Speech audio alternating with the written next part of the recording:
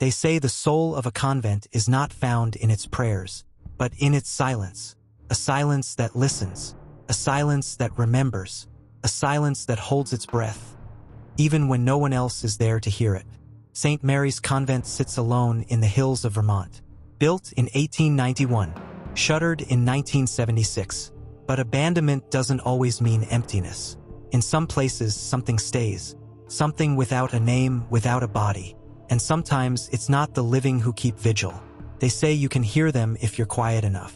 A whisper beneath the wooden floorboards. A creak in the chapel pews. A bell that rings at 3:33 in the morning. Even though the power's been dead for decades, this story isn't about ghosts. It's about faith twisted into fear. It's about 3 women who walked into prayer and never came back out. This is the story of the nuns who vanished and the silence that never let them go. St. Mary's Convent wasn't just a place of prayer. It was a place of seclusion, tucked deep into the cold, forested hills of Vermont, miles from the nearest town. No road signs, no markers, just an old gravel path swallowed by moss and shadow. The convent itself stood like a relic out of time. Cracked stone walls, broken stained glass that cast fractured rainbows on dusty floors. A bell tower that hadn't rung in years, but never quite stopped echoing. The last 3 women to live there, Sister Annalise, Sister Therese, Sister Miriam, they were quiet, devoted, and perhaps too faithful for their own safety. The locals barely remember them, but they all remember the disappearance. One cold October night in 1976, the chapel doors locked from the inside. Candles were lit, evening hymns were sung, but by morning, the convent was empty. No screams, no struggle, just silence. 3 rosaries remained, draped over the altar, one of them still damp, as if wept upon. No police report, no search party, just a quiet message sent to the archdiocese, and then silence. They called it an internal church matter. But Vermont never forgot, because some nights when the fog rolls in thick, you can still hear the bell toll, even though there's no one left to ring it. They led evening prayer as they always did. Sister Annalise, Sister Therese, Sister Miriam, they walked into the chapel just after sundown, wearing black veils, carrying lit candles, whispering hymns in Latin, and they never walked out again. The next morning, the chapel doors were locked from the inside, the windows sealed. No signs of forced entry, no broken glass, no struggle, just silence. The altar candles were still burning, flickering low. The pews were still warm, as if someone had just risen. But the sisters were gone, vanished. No footprints in the garden soil, no carriage or car seen leaving the grounds. No messages left behind, just a single rosary. It lay draped across the altar, as if placed with purpose. Its silver beads were damp, not with holy water, but something warmer. Tears, maybe, or blood. A single wooden chair was overturned in the corner of the chapel, its legs cracked, splinters scattered like bones. The crucifix above the altar was tilted, not broken, just wrong. The town priest was the first to arrive. He crossed himself 3 times before stepping through the chapel door. What he saw, he never spoke of again. The church sent word up the chain, but no police were ever dispatched. No crime scene, no media. The case was classified as resolved within 48 hours, but no resolution was ever offered. The townspeople whispered behind closed doors. They said the convent had claimed them, that the ground beneath it was never holy. The church called it a tragedy, but the files were sealed, and the chapel was abandoned, forever. And yet, to this day, if you listen closely, you can hear faint chanting echo through the trees at night. Not in English, not in Latin. Something older, something forgotten, something still speaking. From beneath the stone, Sister Annalise, Sister Therese, Sister Miriam, names etched in the parish record. Names whispered like a curse through the Vermont winds. That night they led evening prayer, simple hymns, a final rosary, candlelight flickering against cold stone. But when the sun rose, they were gone. No doors were opened, no windows were broken, no signs of struggle, just silence. The chapel was sealed from the inside, chairs still warm, candles still burning, as if they had vanished in mid-breath.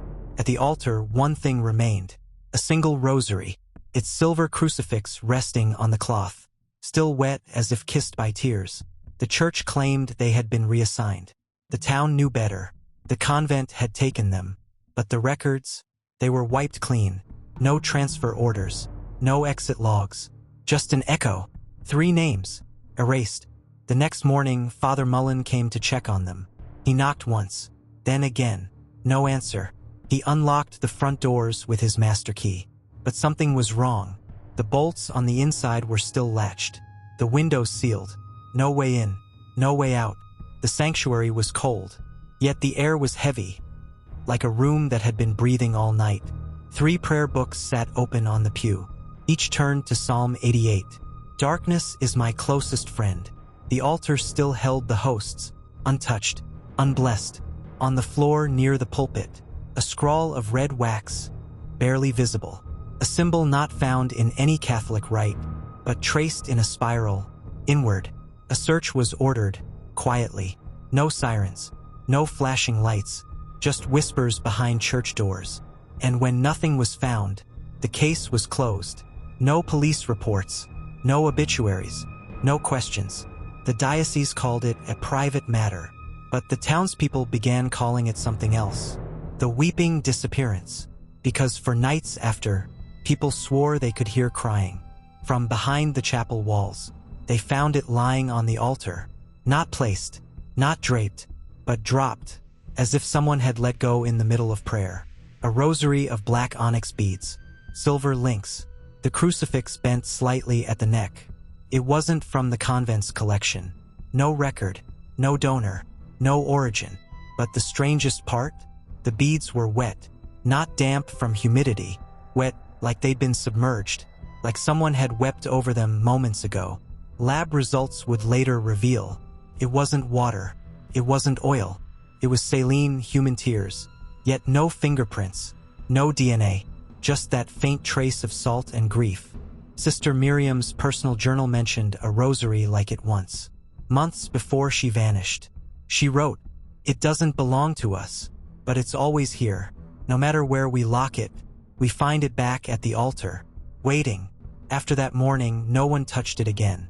They sealed it in a glass case, filed it away in the diocesan archive. But sometimes, they say, on quiet nights, you can hear the beads clicking by themselves, counting prayers no one is saying, responding to a voice no one can hear. The town began to whisper, quietly, cautiously, like children afraid of being overheard by something ancient. They said the convent took them, not the woods, not the weather, not some drifter passing through, but the place itself. It devoured them. One old woman, a laundress who once worked the convent's linens, swore the walls would breathe at night. She said she heard chanting from the drains. She told her niece, those girls didn't leave, they were kept. But the church said nothing. No press release, no investigation, not even a funeral. The official word, transferred. 3 nuns, gone in one night, transferred with no forwarding address, no paperwork, no signatures, and then silence. The bishop visited once. He walked the grounds. He never returned. His office later called the matter concluded, but the townspeople knew better. They felt it, a weight in the air, a cold that came even in July. And the bells, the chapel bells, still rang every night at 3:33 a.m. No ropes, no wind, just ringing, low, slow, hollow. They stopped looking for answers and started keeping their distance, because even silence, when it lingers too long, starts to feel like something alive. There were no police reports, no journalists, no headlines, just 3 empty beds and a locked chapel door. The church offered no comment, no condolences, no truth. But behind closed doors, in corridors the public never walks, something did happen. The Vatican quietly requested all records be sent to Rome. Handwritten journals, confessional logs, floor plans, even a single strand of hair from Sister Miriam's pillow. Where did they go? The Archivum Secretum Apostolicum Vaticanum, the Vatican Secret Archive, a place so old, even its dust has hierarchy. a place where heresy sleeps beside scripture, where forbidden rites are filed under saints' names. The file was labeled Nigrum Silentium, Latin for black silence, contained only 7 pages, and 4 of them were blacked out, redacted in thick Vatican ink, the kind that bleeds through the paper. But what remained was enough to spark fear in even the most devout. Strange rituals in the chapel basement, drawings of serpents coiled around crucifixes, a sketch of a nun with no face, and a final note, unsigned. It listens, it mimics, it learns. These weren't rumors anymore. They were records, stamped, sealed, buried. The Vatican didn't solve the mystery. They archived it, as they always do, because some truths aren't meant to be known. Some truths are meant to be kept. In 1982, a document surfaced. No one knows who leaked it. No one ever stepped forward. But the contents spread like wildfire in whispered circles of theologians and occult scholars. Its title, Nigrum Silentium, Black Silence. It wasn't just a report. It was a warning. 7 pages, typewritten in Latin with handwritten annotations in the margins. Notes that trembled with urgency. It described strange disturbances within St. Mary's. Things even the sisters didn't understand. The report claimed the nuns were waking up at 3:33 a.m. each night, not to pray, but to chant. They used no known language. It wasn't Latin. It wasn't Greek. It wasn't even human. The writer noted the sounds as wet, as if the words had weight, or mass. In the final entry, Sister Therese wrote, "There's something beneath us, something old and breathing." That single line struck fear through the hearts of those who read it.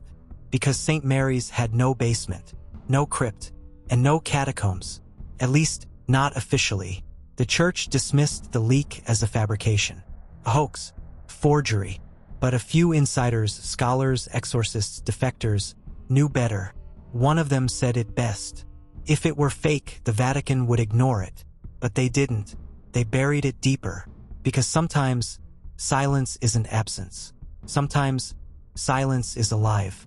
When the whispers became too loud to ignore, the Vatican didn't send an investigator. They sent an exorcist, Father Miguel Delgado, a man whose name appears in almost no official records, but whose shadow lingers over some of the church's darkest assignments. He arrived at St. Mary's in the dead of winter. No press, no procession, no blessing, just a black coat, a crucifix, and orders to seal what had been opened. He did not come to save the sisters. He came to contain them. We know this because his personal notes were recovered years later. Charred, torn, half-burned in what looked like holy oil and ash. One surviving page reads, "They gather in the chapel at 3:33. They sing without sound.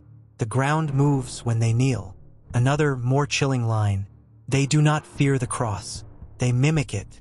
Father Delgado was never seen again. Some say he vanished within the convent.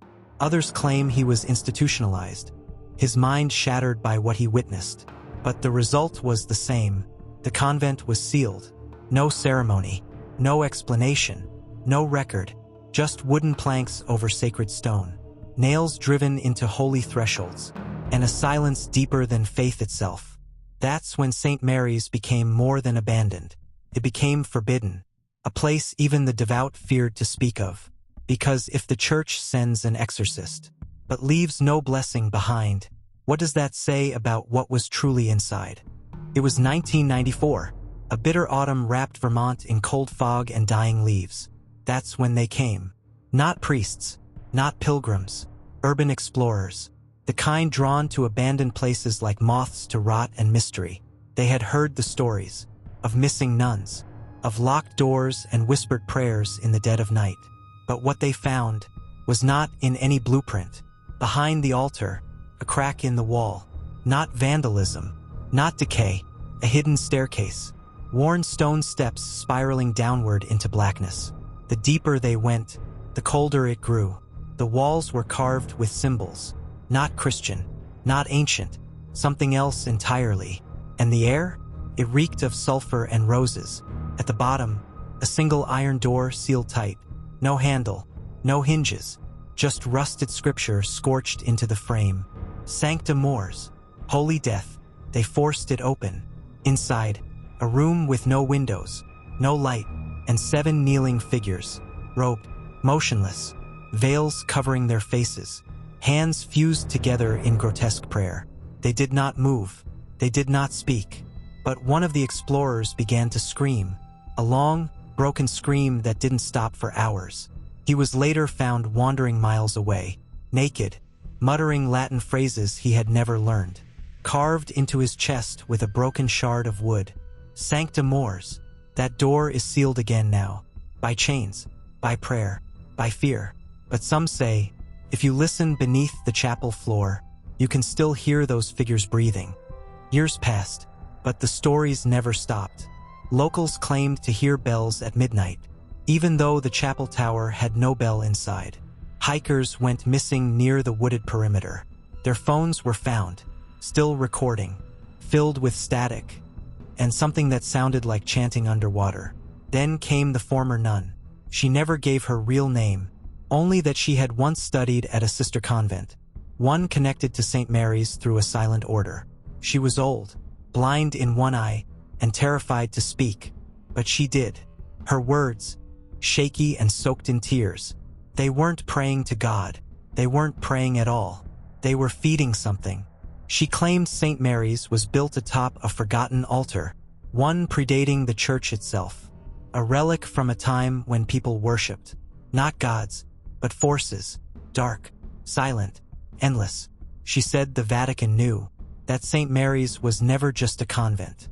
It was a containment site, a spiritual quarantine. When asked why she was coming forward now, she simply whispered, "Because it's waking up again, and we're out of prayers." Since then, the land has been sold. Developers wanted to build a wellness retreat, but construction never started. Every crew that entered left within days, rattled, sick, or refusing to speak. The chapel still stands. The altar still cracks. And late at night, if you press your ear to the floorboards, you might hear a voice behind the wood, not crying, not whispering, but welcoming you in. There's a file, locked in the Vatican's Archivum Secretum. This title is stamped in red wax. Domus Silentii, the House of Silence. Most are told it doesn't exist. Others say it was destroyed. But whistleblowers, those rare few with clearance, swear it's still there. Not digitized, not translated, just paper, old, fragile, untouched by light. Inside, eyewitness accounts from bishops who went mad, sketches drawn in blood, a map with no compass, marked only with the Latin word, interdictum, forbidden, and a short list of names. 3 of them belong to the missing nuns. The rest, unbaptized children, 1 priest, and something crossed out so violently, the paper is torn through. One testimony reads, "They did not die, they were transformed. Prayer does not reach them." Another, from an unknown scribe, "It sings through walls, a language of bone." That file was last accessed in 1977 by Cardinal Anton Grimaldi, a man who died of a brain aneurysm 48 hours later. His final words, "It's not a place, it's a mouth." Since then, the archive wing containing the file was sealed. No access granted, no questions answered. But in 2023, a journalist tried. She leaked 1 page online before vanishing. That page showed the convent's blueprints, with a second basement, beneath the chapel's foundations. A basement that doesn't appear on any public record. That page was quickly scrubbed from the internet, but not before thousands saw it. Some are looking for that basement now. They want to find what's hidden. The question is, do they think it's buried? Or do they think it's waiting? People think rituals end when the candles go out, when the last hymn fades, when the holy water dries. But some rites don't need light. Some rituals continue in silence, in rot, in absence. After St. Mary's closed its doors, locals reported strange gatherings in the woods. Figures in black, moving in unison, never speaking, never seen in daylight. One hiker swore he saw them form a circle, arms outstretched, palms bleeding, as if offering themselves to the forest floor. No words, just breath, just stillness. Then came the drones. Paranormal investigators sent them in.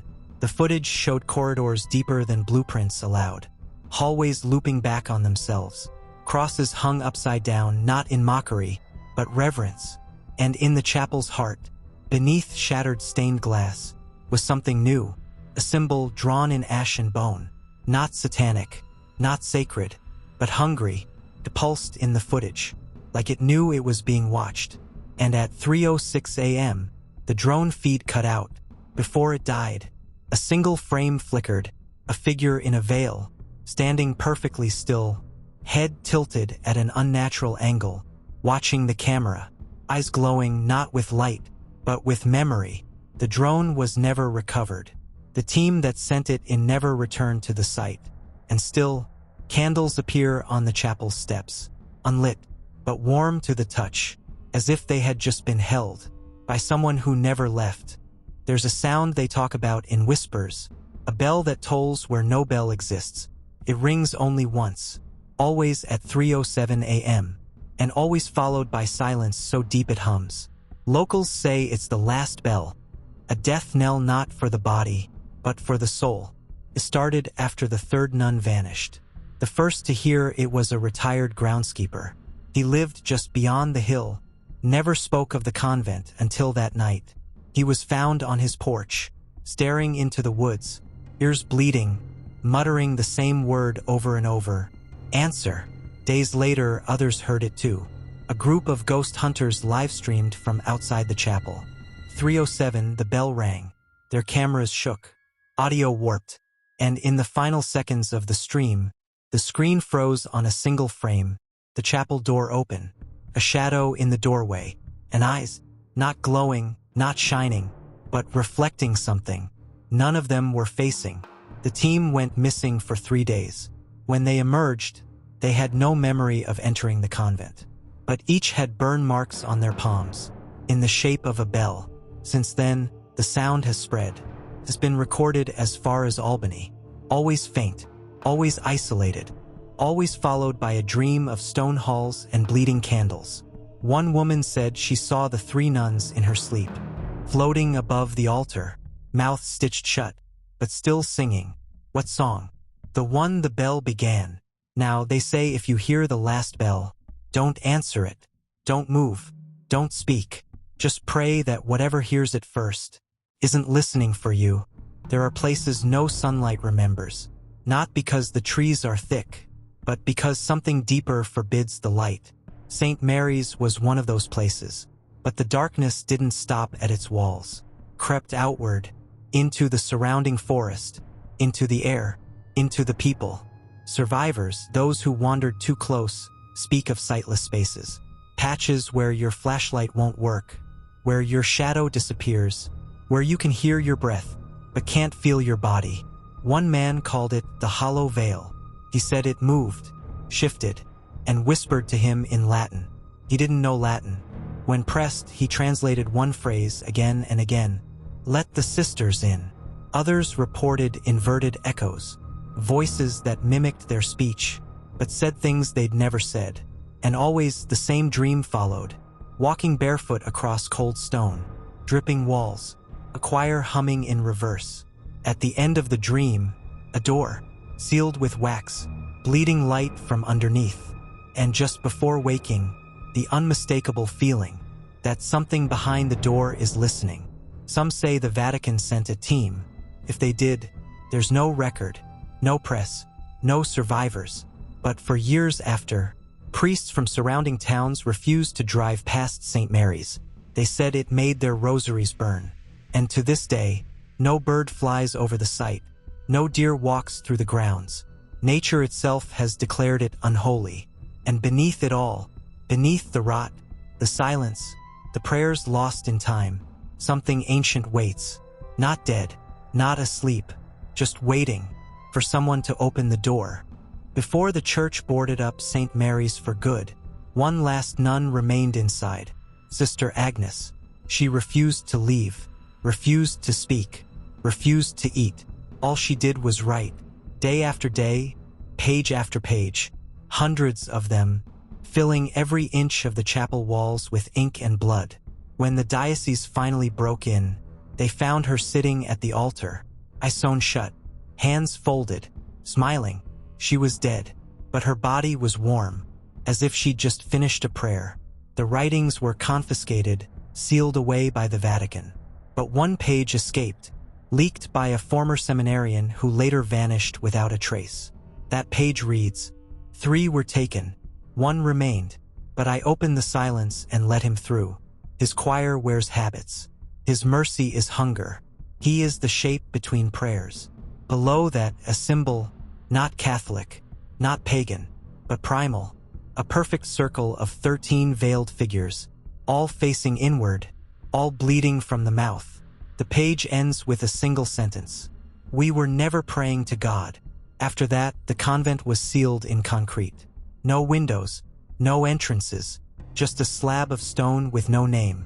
But late at night, locals swear you can hear singing beneath the ground, a hymn no church ever taught. Low, endless, beautiful in the way a storm at sea is beautiful, vast, uncaring, and full of teeth. The convent's final secret wasn't what happened to the nuns. It's what they woke up. They were never lost. Not in the way people mean when they say missing. They didn't run. They didn't vanish. They were taken. But not by a person. Not by any hand that bleeds. They were stolen. By silence. Not ordinary silence, but a living, breathing hush, ancient as the first shadow cast by the first cross. The kind that doesn't just fill a room, consumes it. St. Mary's wasn't haunted. It wasn't cursed. It was chosen. Chosen to become a doorway, a wound between worlds. A chapel built not to worship God, but to feed something older. The veils the nuns wore? Not for modesty. They were masks. For eyes that no longer belonged to them. For mouths that no longer needed to speak. And their prayers? They weren't pleas. They were invocations. Each chant a chisel, each hymn a key, until they carved open the silence and stepped through, not to escape, but to serve. Because the truth is, some convents aren't places of refuge. They're traps, bait for the faithful, altars for the unseen. The nuns didn't disappear. They crossed over, and they're still there, behind the veil, beyond the silence, kneeling in devotion to a God we were never meant to know. And if you ever find yourself near the ruins of St. Mary's, and the wind dies, and the birds go quiet, and your breath fogs in summer heat, don't pray, don't speak, and whatever you do, don't listen, because the silence is still hungry,